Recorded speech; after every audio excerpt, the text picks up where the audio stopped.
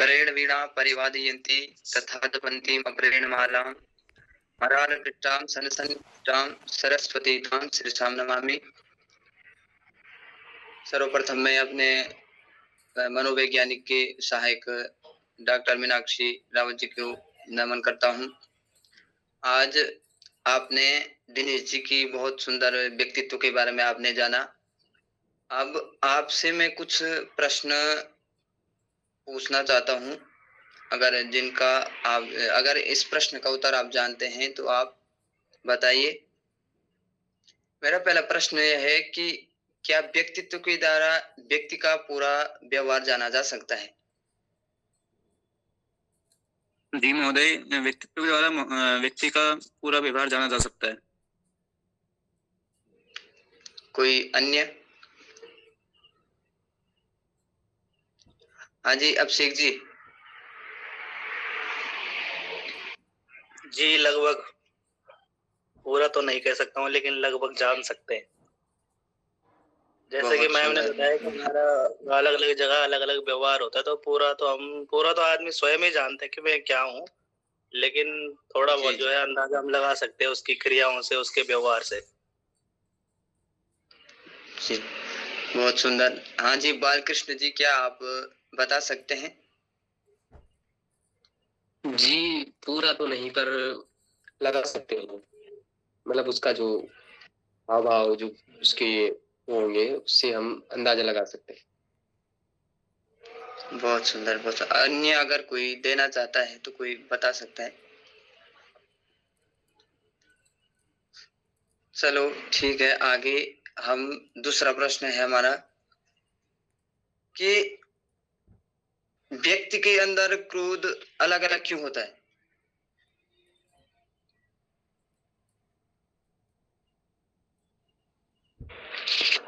महोदय, उसकी मानसिकता के कारण और उसकी बुद्धि के कारण।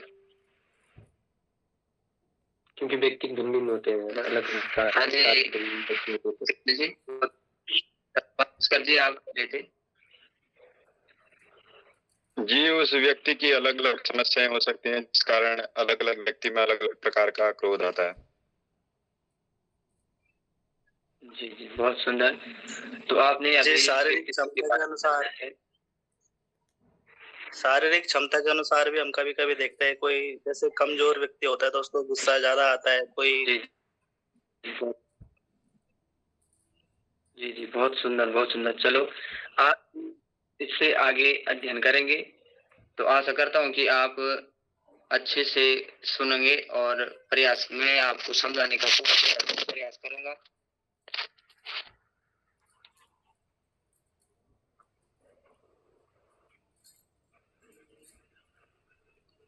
क्या आपको मेरी स्लाइड दिख रही है?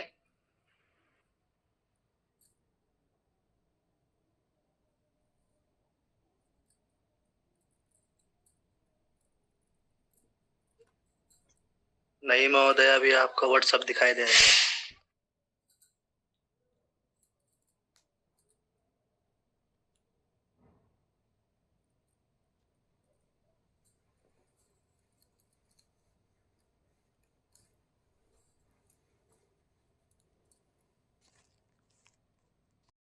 पढ़ेंगे व्यक्तित्व और भारतीय एवं पाश्चात्य अवधारणा। आपको दिनेश जी ने बहुत अच्छा समझाया कि व्यक्तित्व हक व्यक्तित्वं मनुष्यस्य स्वभावस्य आचरणस्य च समष्टिरूपं यत्तम् अनेभ्यः पृथक् करोतु अस्य अधनात् व्यवहार सूत्राणि चिंतया वर्धन्ते। इसका अर्थ यह है कि व्यक्तित्व मनुष्य का व्यवहार एवं चरित्र का समग्र निर्णय है, किंतु इससे व्यक्ति के संपूर्ण व्यवहार को जान पाना संभव नहीं है। व्यक्ति के भारतीय एवं पाश्चात्य सिद्धांत में कुछ विभिन्न पाई जाती है।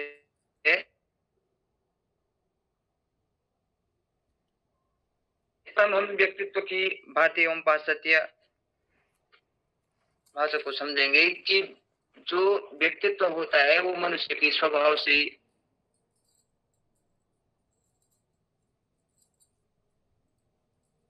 आचरण से जाना जा सकता है। अनेभ्य पृथक्, और उसमें से इसी स्वभाव उसको अलग करता है।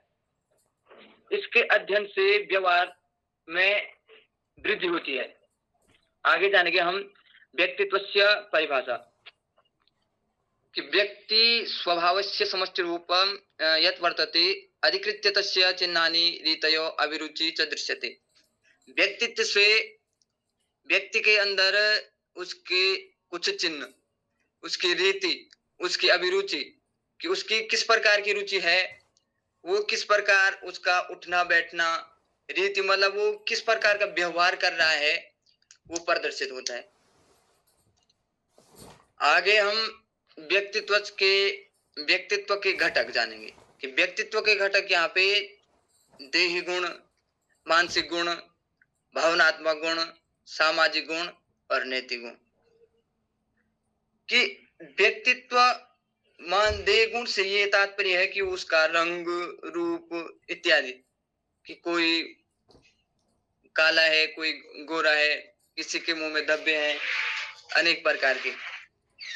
मानसिक से उसके टेंशन, कोई व्यक्ति ये रहता है कि मजाक करते करते वो कभी वास्तविक में आ जाता है, उस मजाक को वो वास्तविक में लेकर के टेंशन कर देता है। इस प्रकार भावनात्मक गुण से करुणा, दया, प्रेम, किसी के प्रति प्रेम, किसी के प्रति शत्रुता। आगे सामाजिक गुण कि वो व्यक्ति समाज में किस प्रकार के व्यवहार करता है, उसका बोलचाल की भाषा, समाज के साथ, परिवार के साथ किस प्रकार वो आचरण करता है, अगर समाज में कोई नियम बना है तो उसका वो पालन करता कि नहीं करता है। नैतिक गुण में संस्कार कि उसके माता पिता के संस्कार कैसे हैं, तो वो उसमें झलकता है। किसी के परिवार में अत्यधिक क्रोध होता है, लड़ाई झगड़ा इत्यादि होता है, तो कहीं ना कहीं वो चिड़चिड़ापन ज्यादा आ जाएगा, क्योंकि परिवार उससे संस्कार को प्रदर्शित करता है। जिस वातावरण में वो पला होगा, जिस वातावरण में वो रहा होगा, वो उसके अंदर झलक जाएगा। उसके व्यवहार से, उसके बातों से आप विचार कर सकते हैं कि ये किस प्रकार का व्यक्ति है। तो ये सब आता है नैतिक गुण। तो यहाँ पे भारतीय दृष्टि में देखेंगे आप कि भारतीय दर्शनम आत्मन्येव केंद्रम कुर्वन् व्यक्तित्वम निरीक्षते, कि जो भारतीय दृष्टि से अगर इसका विचार किया जाए व्यक्तित्व का, तो भारतीय दर्शन में आत्मान्येव केंद्रम, कि आत्मा को जाना, आत्मावलोकनम मतलब स्वयं को जानना, इसका केंद्र है। आत्मा का केंद्र क्या है, उसका लक्ष्य क्या है, उसके व्यक्तित्व का वो क्या करता है, निरीक्षण करता है। उपनिषदोखिलम आत्मबोधम प्रेरयन्ति, आत्मनः ज्ञानम मुख्यम लक्ष्य मोक्षोऽथवा आत्म साक्षात्कारो। उपनिषदों में भी कहा गया है कि आत्मबोध ये प्रेरणा देता है कि उसका ज्ञान मुख्य से उसका लक्ष्य क्या है, मोक्ष है, कि आत्म को साक्षात्कार करना है, अपनी आवश्यकताओं को पूरे करना, कि वो क्या जानना चाहते हैं। और पाश्चात्य दृष्टि से देखेंगे हम, तो पाश्चात्य दृष्टि परंपरा में, पाश्चात्य परंपरा व्यवहार, अनुभव, प्रधानता। पाश्चात्य व्यक्तित्व में आप ये भेद है इसमें कि उसका व्यवहार बदलने, उसका अनुभव कैसा है, व्यवहार और अनुभव पर ज्यादा प्रधानता है। व्यक्तित्व मनोविज्ञान दृष्टया अनुभवानुगतम व्यवहारिक परिणाम है प्रदर्श्यते। मनोविज्ञान की दृष्टि से अनुभव, और उस अनुभव के कारण उसके व्यवहार में क्या परिवर्तन होता है, क्या बदलाव हुआ है, उसका लक्ष्य केवल व्यक्तिगत विकास हो, उसके व्यक्ति का विकास है। सामाजिक सक्षम त्वंच, कि मतलब वो उस व्यवहार के बदलने से वो समाज में किस प्रकार का वो व्यवहार कर रहा है, क्या उसके अंदर परिवर्तन आया, क्या वो सामाजिक के अंतर्गत रहने के लायक बना? क्या आप मेरी बात को समझ पा रहे हैं?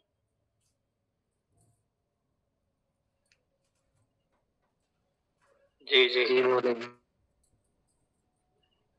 बहुत सुंदर। आगे देखेंगे कि भारतीय महत्वपूर्ण चिंतक।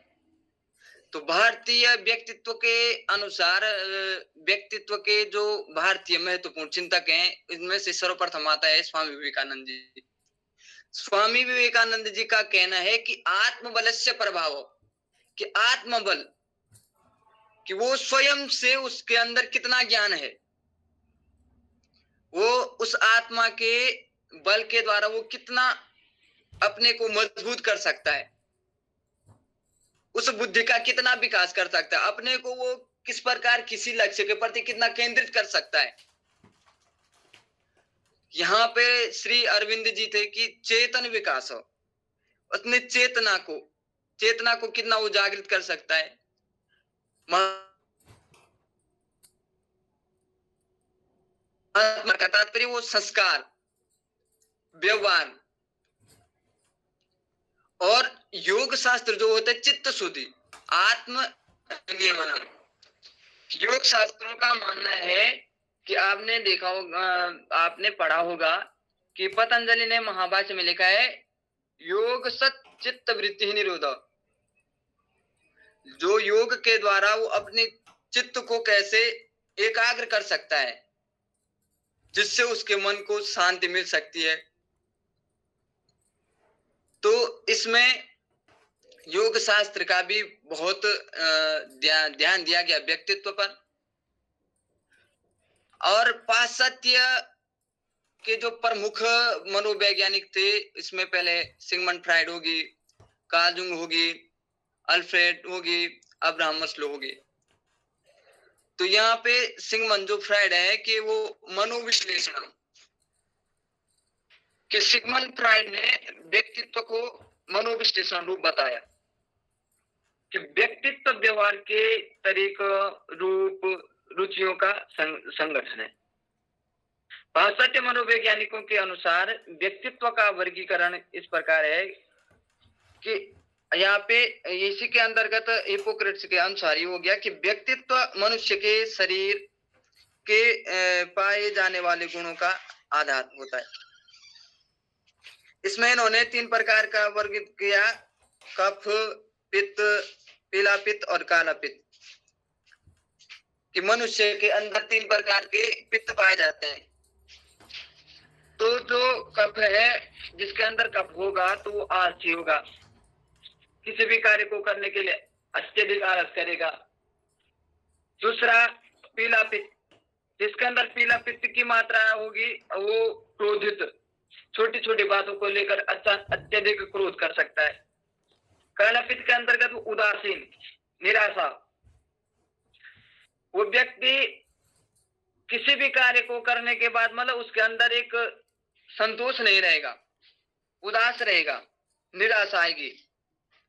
और रक्त के आधार पर जिसमें रक्त की अत्यधिक वृद्धि होगी, वो प्रसन्नचित रहेगा, अपनी बातों को प्रदर्शित करने में सक्षम रहेगा।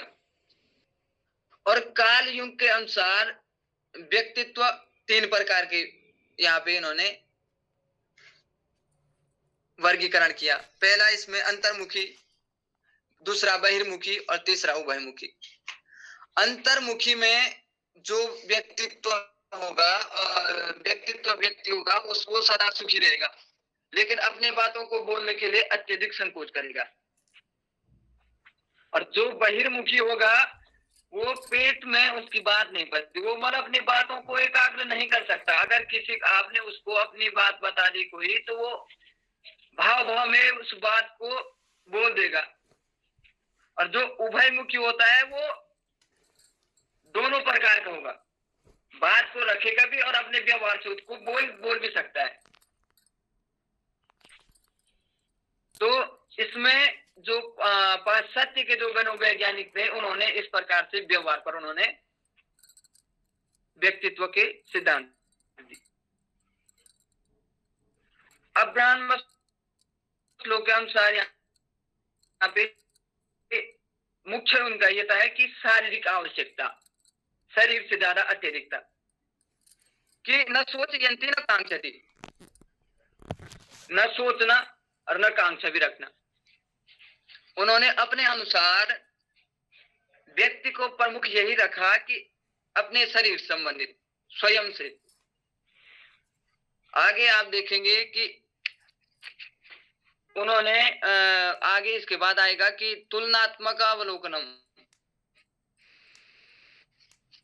कि तुलना अगर इन दोनों में भारतीय और पाश्चात्य व्यक्तित्व में अगर तुलना की जाए तो आधार भारतीय का ये रहेगा कि आत्मन्यव पाश्चात्य मन अनुभव, कि आत्मन्यव पाश्चात्य मन अनुभव, उनका मन का अनुभव, कि मन को किस प्रकार एकाग्र किया जाए, मन के द्वारा हम किस लक्ष्य को कैसे निर्धारित किया जाए।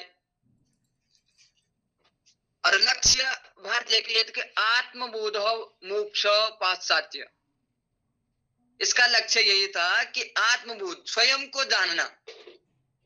और स्वयं को जानने का तात्पर्य है कि मैं कौन हूं, इस प्रकार का यह मोक्ष।